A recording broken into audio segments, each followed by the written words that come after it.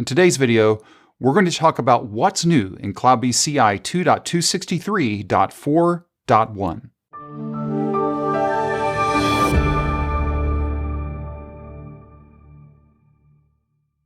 Are you new here? If you are, welcome. And if you are new, you don't know who I am. My name is Darren Pope, and I'm a developer advocate for CloudBees. On February 11th, 2021, CloudBees CI 2.263.4.1 was released. We're going to go through some of the changes, some of the new features, and some of the other issues that were resolved.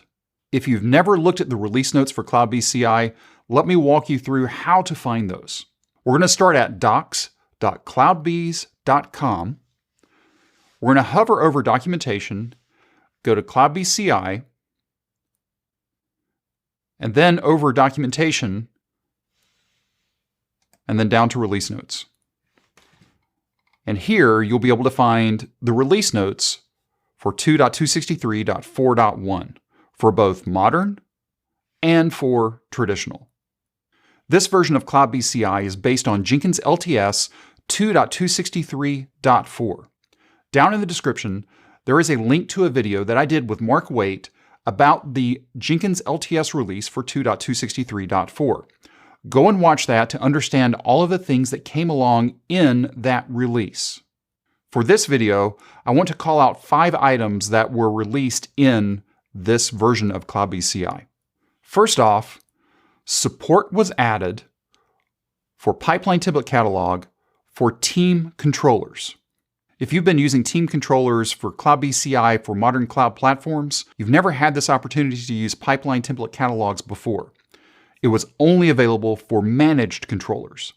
Starting today in 2.263.4.1, you can start using pipeline template catalogs with your team controllers. Let's stay in CloudBees CI for modern cloud platforms for these next 2 items. For the second item, the certificate renewal process caused errors until the sidecar injector was restarted. That has now been fixed. For the third item, builds used to not run when agents were being run in a separate namespace. That issue has now been resolved. The final 2 items apply both to CloudBees CI for modern cloud platforms and CloudBees CI for traditional platforms. The fourth item applies to the with AWS CLI step. Prior to 2.263.4.1, the with AWS CLI step started failing due to changes in the pip installation process. That has now been fixed. And finally, the 5th item is the plugin usage analyzer plugin had been causing increased startup times, and that has now been resolved. So take the time, go back through your release notes that are specific to your platform, whether you're using the modern cloud platform version or the traditional platform, and understand better what the changes were for your specific environment. If you have any questions or comments, you can reach out to us on Twitter at CloudBeesDevs, or you can reach out to me directly at Darren Pope. If this video was helpful to you, please consider giving us a thumbs up. And if you haven't subscribed to CloudBees TV yet, why not?